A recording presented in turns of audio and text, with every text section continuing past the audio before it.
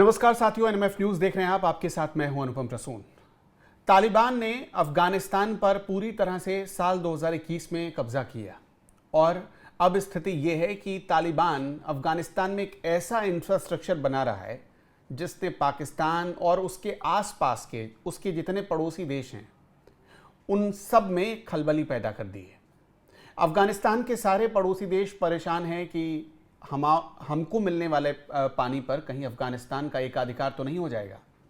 सारे देश इस वजह से भी परेशान हैं कि अगर अफगानिस्तान में जो तालिबान ये इंफ्रास्ट्रक्चर बना रहा है ये पूरी तरह कामयाब रहा तो समझिए कि पूरी दशा और दिशा कृषि की भी बदल जाएगी। इस प्रोजेक्ट का नाम है कोश तेपा कैनाल, जिसकी शुरुआत साल 2023 से हुई थी। इसका पहला फेज़ 2022 से हुई थी, पहला फेज़ 2023 में आया और अब धीरे धीरे 2028 तक इसे पूरी तरह से तैयार करना है। और इस प्रोजेक्ट में, इस कैनाल को तैयार करने में चीन का भी बहुत बड़ा साथ है। लेकिन अभी पूरी तरह से ये प्रोजेक्ट बन रहा है अफगानिस्तान के पैसों से ही, कोई बाहरी मदद नहीं। तालिबान के पैसों से कोई बाहरी मदद नहीं, किसी देश की मदद नहीं और किसी भी देश की मदद मांगी भी नहीं गई।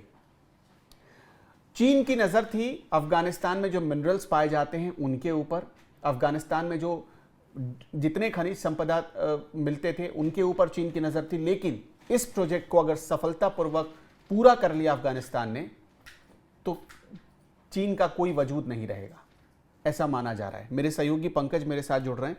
पंकज, ये प्रोजेक्ट क्या है, कैसे काम करेगा, ज़रा आप हमें डिटेल में बता पाएंगे? सिर्फ यही प्रोजेक्ट नहीं अनुपम, चाहे सड़क की बात हो जाए, ये कैनाल की बात आप कर ही रहे थे, डैम बनाना हो, अर्बन इंफ्रास्ट्रक्चर हो। क्या आपको पता है कि दुनिया की सबसे बड़ी ऑर्गेनाइज सिटी जो है वो अफगानिस्तान बना रहा है? पहले फेज में ही 25,000 लोग रहने चले जाएंगे और उसमें सारी फैसिलिटीज दे रहा है। क्या आपको पता है कि एशिया का सबसे बड़ा कैनाल ये बना रहा है, अफगानिस्तान बना रहा है? जैसे और ऐसे ऐसे वो 3-4 कैनाल इस तरह बना रहे हैं।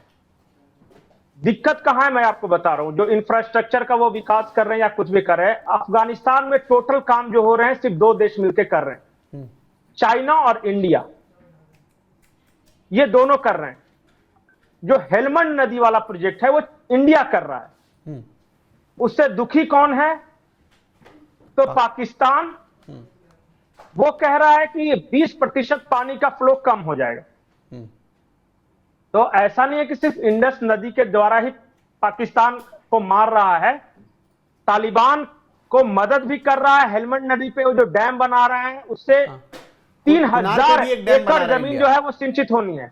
कुनार पे भी अफगानिस्तान, मतलब कुनार नदी पे बना रहा है। सबसे ज्यादा हाइड्रो पावर प्रोजेक्ट जो उसका है वो इंडिया के सहयोग से बन रहा है। चाइना क्या कर रहा है? चाइना अपने वन रोड इनिशिएटिव के तहत वो 60 बिलियन अमेरिकन डॉलर्स उसने इन्वेस्ट किए हैं कि चाइना के सिंजियांग प्रांत से वो अफगानिस्तान होते हुए और वो चला जाता है मॉस्को तक, तजाकिस्तान और मॉस्को तक। इस प्रोजेक्ट में सबसे ज्यादा चाइना खर्च कर रहा है। अब मैं असली कहानी आपको बताता हूं। मैं बार बार एक बात बोलता हूं कि अगर 19वीं और 20वीं शताब्दी ऑयल की थी तो आने वाली शताब्दी रेयर अर्थ मिनरल्स की होगी। अफगानिस्तान में रेयर अर्थ मिनरल्स का भंडार है और इसीलिए दोबारा डोनाल्ड ट्रंप कह रहे हैं कि बगराम एयरबेस हमको चाहिए। उनको पता चल गया कि जल्दीबाजी में छोड़ के गए लेकिन खजाने को छोड़ के गए हैं। अच्छा, ये जो दूसरी ओर चाइना है।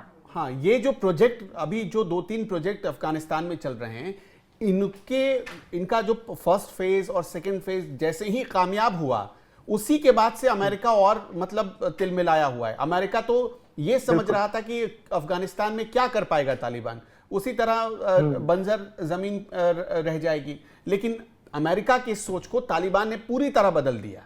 उसको लगा, अब अमेरिका को लगने लगा है कि हमसे गलती हो गई अफगानिस्तान छोड़कर। बिल्कुल। और वहां एक गेम भी चल रहा है, जो पावर गेम होता है ना वर्ल्ड पावर्स का, उनका। अभी अभी रशिया ने तालिबान से संपर्क किया है, कहा है कि देखो यार, जो 1980 के दशक में हो गया वो हो गया। उसके बाद हम दोनों का झगड़ा करवाकर अमेरिका ने अफगानिस्तान के साथ क्या किया तुमने देखा ही, तो हम नए सिरे से अपने रिलेशंस को धार देते हैं। तो एक प्लेयर हो गया रशिया, दूसरा प्लेयर हो गया चाइना, जो अफगानिस्तान में वही करता है जो अमूमन दूसरे दूसरे देशों में करता है, जैसे पाकिस्तान में जो किया, जो बांग्लादेश में किया है, म्यांमार में जो कर रहा है, या श्रीलंका में जो किया, उसी तरह कुछ लोन देके, कुछ इंफ्रास्ट्रक्चर डेवलपमेंट प्रोजेक्ट्स में हाथ देके फिर वो धीरे धीरे आता है। तीसरा जो बड़ी शक्ति है वहां पे भारत है। भारत जब से अमेरिका ने युद्ध छेड़ा है, और उससे पहले से भी, भारत ने कभी भी एक भी अफगानिस्तान के नागरिकों को सताया नहीं है, सिर्फ और सिर्फ कंट्रीब्यूट किया है। जब दवाएं नहीं थी, जब ये मर रहे थे बिना दवाओं के, दुनिया का कोई देश दवाएं नहीं देने के लिए तैयार था, तो भारत ने दिया। जो खाद्य सामग्री थी वो भारत प्रोवाइड करता है। जब अमेरिका बम बरसा रहा था तो भारत ने उस वक्त कहा कि हम रोड बनाएंगे अफगानिस्तान में, हम लोगों को बसाएंगे जो बर्बाद हुए हैं। जबकि अमेरिका का बहुत प्रेशर था उस वक्त कि either you are with us और यू आर विथ देम। इन्होंने कहा कि देखिए हम हैं तो आप ही के साथ, लेकिन आप लोग बम बरसाइए, हम वहां पुनर्निर्माण करेंगे।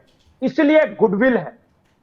जनरल अफगानिस्तान के जो लोग हैं उनमें आप भारत के प्रति एक गुडविल महसूस करेंगे, और वो बिरादर मुल्क कहते हैं हमें, ये बिरादर मुल्क हैं हमारे। अच्छा, मैं दर्शकों को एक चीज बताना चाहता हूं पंकज जी, आपको भी। 15 मई को, मतलब आपने देखा होगा कि 10 मई को सीज फायर हुआ था भारत और पाकिस्तान के बीच। अब देखिए सीज फायर तो हो गया, 15 मई को विदेश मंत्री एस जयशंकर ने फोन पर बात की, तालिबान के जो अभी विदेश मंत्रालय देख रहे हैं उनसे बात की, और वहां पर शहतूत डैम प्रोजेक्ट चल रहा है जो भारत की मदद से चल रहा है। शहतूत एक हाइड्रो पावर प्रोजेक्ट है, आपने बताया ही थोड़ी देर पहले, जिसमें भारत 2020 करोड़ इन 2020 करोड़ रुपए, 236 मिलियन डॉलर के आसपास मदद कर रहा है।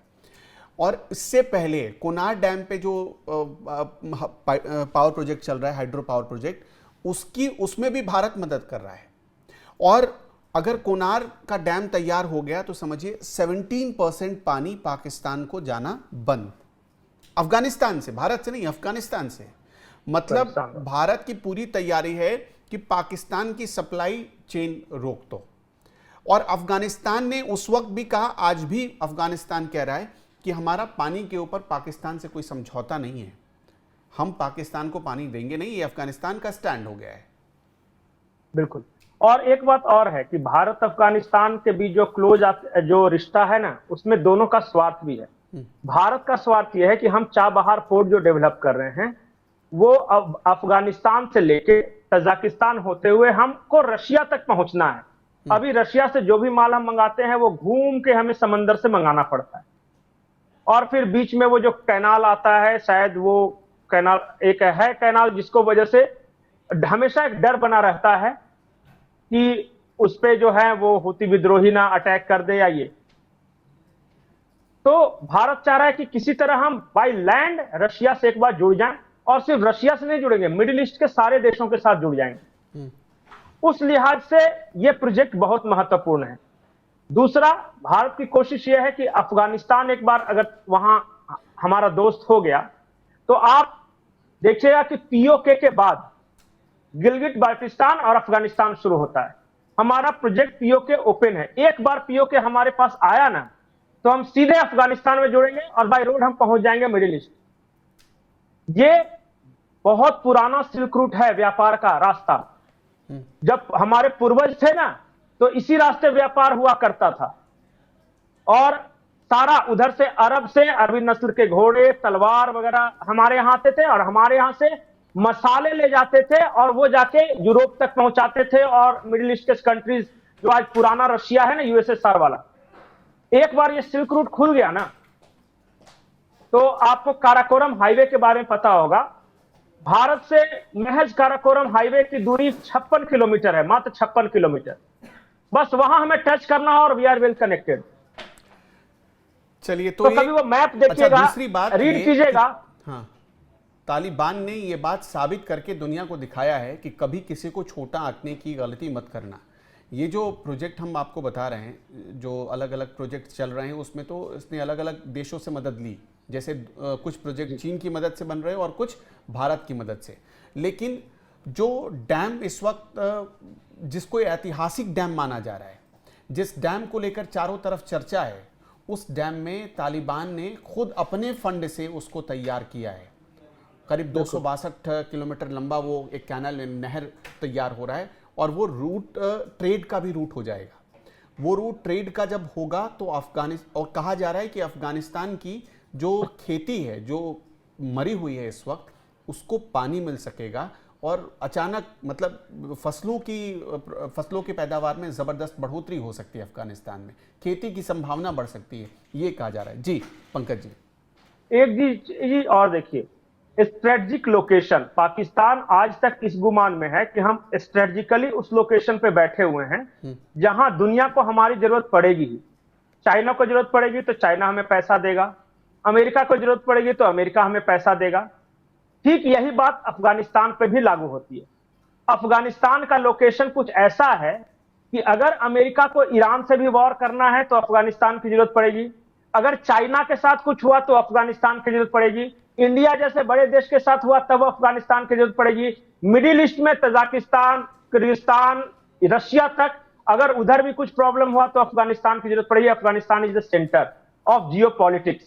तो तालिबान को यह बात पता है कि हमारा महत्व क्या है। बिल्कुल। चलिए पंकज जी, हम थोड़ा समझा देते हैं कि ये कोश तैपा कैनाल परियोजना क्या है। ये कोश तैपा कैनाल परियोजना, ये प्रोजेक्ट आखिर काम कैसे कर रहा है, इस पर अफगानिस्तान जरा ग्राफिक्स के जरिए दर्शकों को वो भी समझा देते हैं। सबसे पहले तो ये जानिए कि करीब 262 किलोमीटर लंबा एक कैनाल है कोश तैपा कैनाल परियोजना। अफगानिस्तान के उत्तरी क्षेत्र में इसे तैयार किया जा रहा है।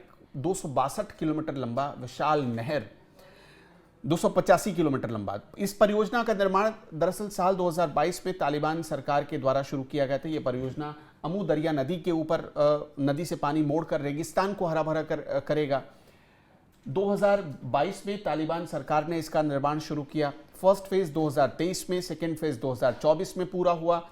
अब पूरी परियोजना 2028 तक पूरी हो जाएगी, खत्म हो जाएगी। इस परियोजना की अनुमानित लागत जो है वो करीब $684 मिलियन है, जो अफगानिस्तान की अपनी फंडिंग से तैयार हो रही है। इस परियोजना को अगर आप देखेंगे तो करीब 5.5 लाख हेक्टेयर कृषि योग्य भूमि को, रेगिस्तानी भूमि को खेती योग्य बना सकता है। ये इससे अफगानिस्तान की कुल कृषि भूमि में 1/3 की बढ़ोतरी हो सकती है। अमू दरिया से 20 से 30% पानी मोड़कर ये अफगानिस्तान को भोजन के मामले में, फसलों के मामले में आत्मनिर्भर बना सकता है।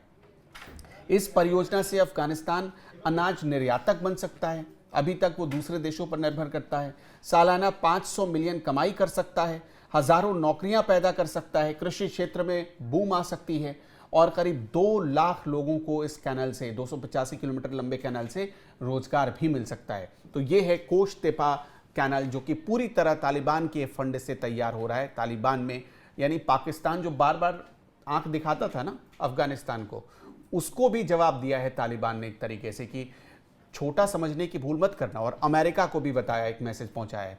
वैसे दर्शकों, आपका क्या कहना है हमें कमेंट में ज़रूर बताइएगा। पंकज जी, बहुत बहुत शुक्रिया आपका हमारे साथ जुड़ने के लिए। इस वीडियो में इतना ही। नमस्कार।